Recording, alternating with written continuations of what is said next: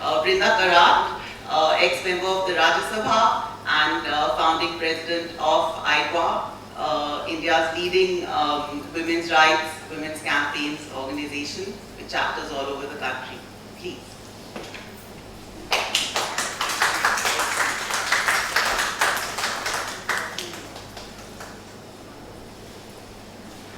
Thank you, Suranya. Dr. Dayal, why don't you come here, Dr. Nandi? I haven't had the opportunity to read Sagarika's book. I certainly will take a copy today and go through it. Of course, being here in India, we could only imagine the kind of hell that she was going through. But I can only tell you this side of the story.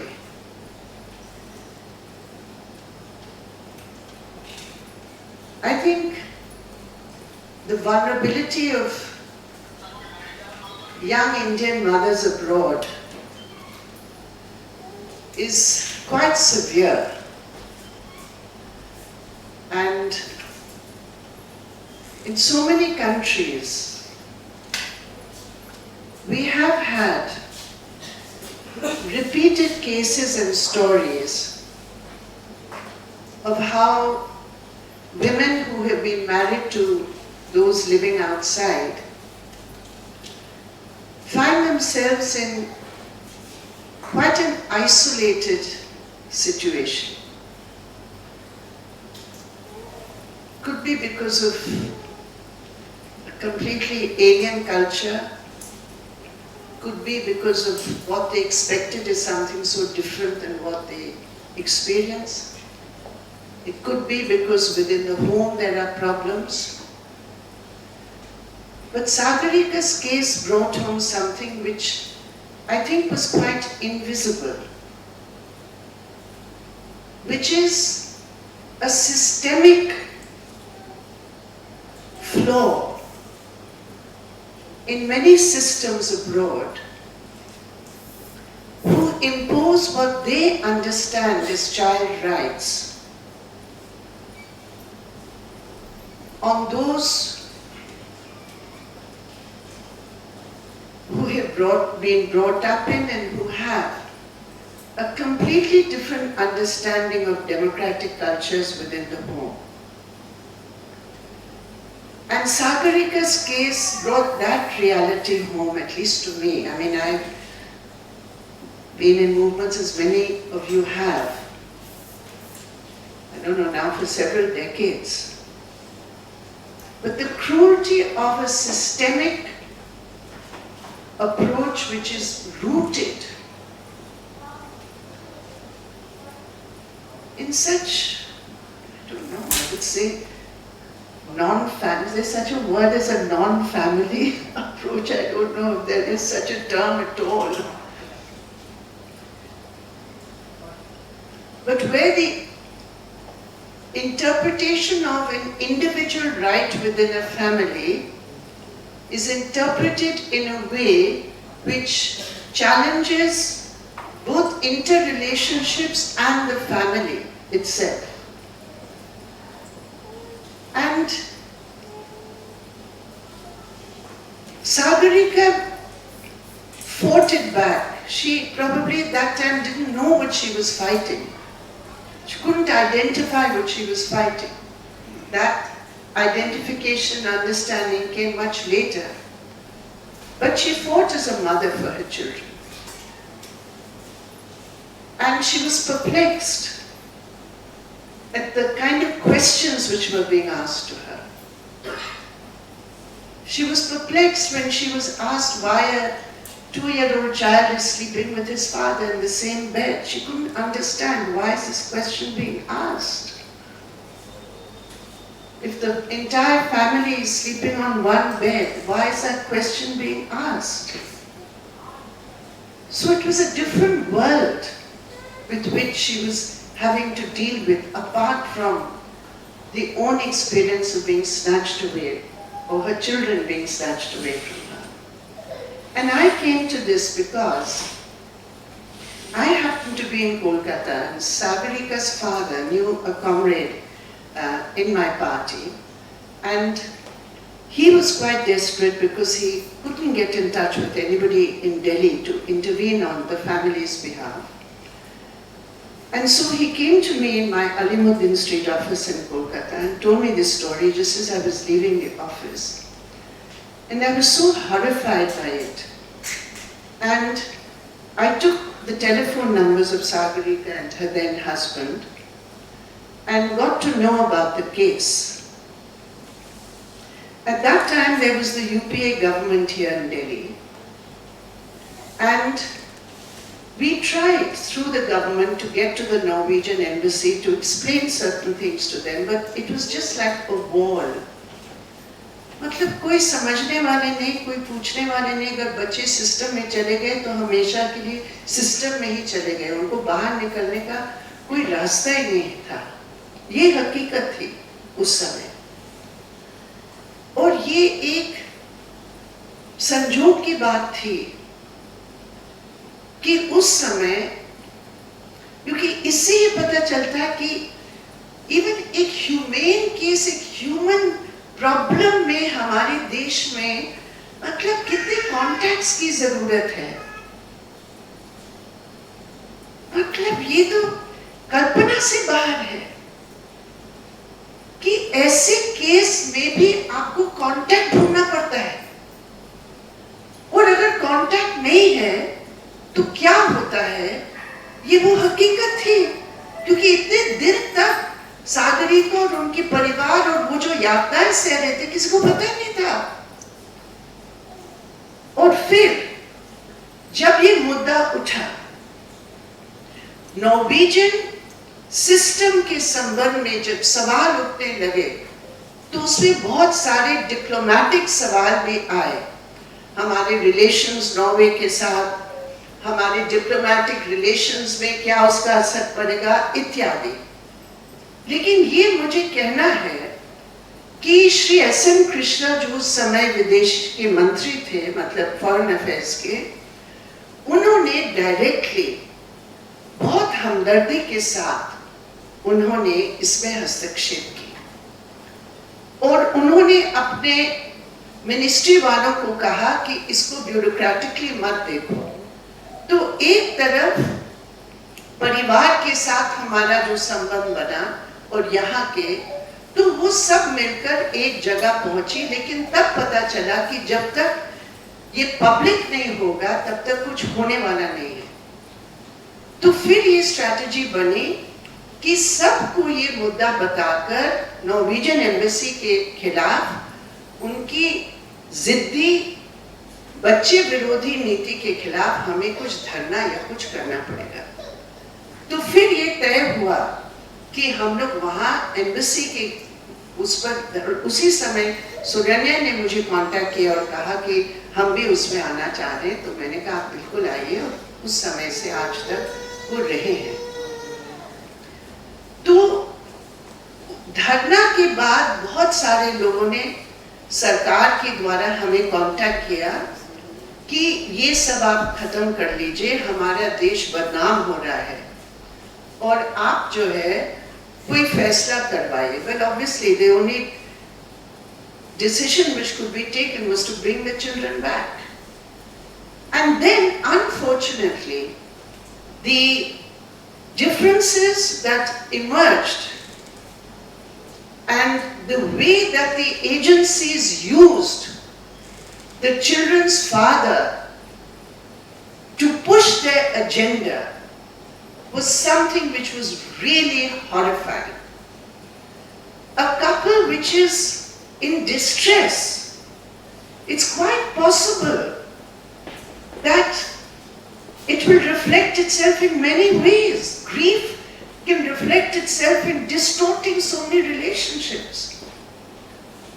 I'm not here to judge who is right or who is wrong, but what I am saying is that the way the Norwegian embassy, the authorities utilized those disputes and those differences push that cruel agenda and justify, more than anything else, the justification of the step. They were interested in only one thing: how to justify what they had done. And that was the whole narrative after that. कि हमने इसलिए कहा और किया क्योंकि उसके पति ये खुद कह रहा है, हमने इसलिए किया और कहा क्योंकि उसकी माँ ऐसे है, और जैसे नंदिता ने बिल्कुल सही कहा, the whole question of bringing up Sagarika's emotional stress and defining it in the most degrading and totally incorrect and insulting way was all part of this justification of what is clearly an anti-child system. So, in that case, as far as I was concerned, in speaking to both Sagarika and the children's father, it became clear that the only thing which was essential to do was to bring the children back to India. Because if we had tried to settle a dispute, it would not have worked, because the agencies were already using it. And the reason I am saying this is because this can happen in family after family abroad who are helpless, and because our embassies are not trained to deal with such stuff. We had raised it in Parliament at the time that develops different mechanisms and cells for children, for women, for families in distress. But it's just a formal mechanism which is being done.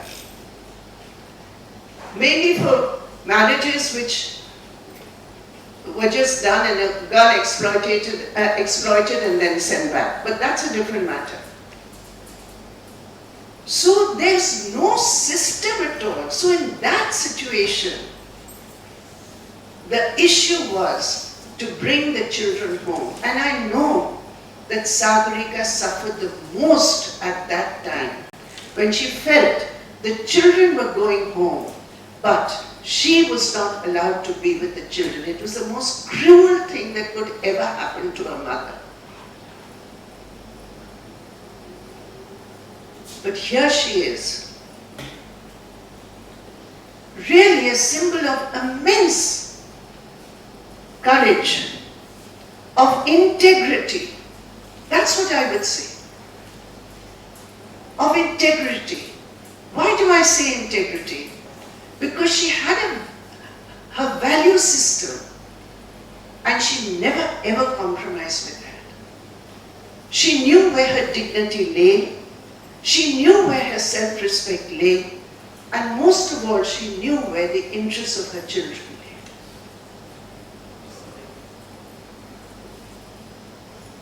And that's how she moved. And I remember my discussions with her, our exchanges. Sometimes I was cross with Sagarika, that please Sagarika, the children have to be brought home. Try and do this, try and do that. It was cruel. I'm sorry, Sagarika, if I in any way upset you at that time. But really, no, I want to say that because, you know, when you're focused on bringing the children home, and you know, because of past experience, that these things can be sorted out later, custody and etc. But if the children had remained even a day longer in Norway, already the process had started about separating the children. This is one of the worst things that is happening. The children get separated, siblings get separated. Even here in India, in adoption agencies, children, twins, they get separated. It's the most cruel system that we have. So anyway, they were brought home, and then Sagarika had the second phase of her struggle, in which Suranya and so many others played a very important role. Nandita played a very important role in ensuring that she got full custody. And after that, I've seen her children. They are beautiful, wonderful children, happy, going to do very well indeed with the love of their mother and their grandparents. And the lessons we learn from this is, one, there have to be mechanisms in all our embassies abroad to alert especially young mothers and parents as to what those systems are. And two, we have to work out a way in which our children don't get caught up into their systems. I don't know how to do that because Sagarika was not a Norwegian citizen. Her children were also not Norwegian citizens. But they were treated as Norwegian citizens and they were caught up in that system. So what can be done to ensure that our Indian citizens are governed by our laws and our cultures and not the laws and systems of those who want to divide families, as happened with Sagarika's family? So those are the two important things. And thirdly, there is a huge support in this country across parties. And I remember at that time, Sushma ji also, she was then a very prominent member of parliament. And when we spoke to her about this, Sushma ji also came to the dharna and participated in that dharna. Sagarika was in Norway then, but yes, Sushma ji had also come to the dharna and raised her voice for the children. So there are things which can be done across parties, important aspects of changing the law. And I totally agree that in India, this whole concept of foster care, when we have joint families, when we have parents and grandparents and cousins and aunts who are more than capable and loving, and if they want to take a child into their care from a disturbed background, there's absolutely no question of handing them over to foster care. And I think that's a very important point which we can discuss and take forward. So once again, I congratulate Sagarika for her book. I haven't had an opportunity to read it, and the fact that her story is going to be made into a film which will take her courage and inspire so many other young women. Sagarika, just come here so I can give you a hug on behalf of everyone here. This wonderful, brave young woman.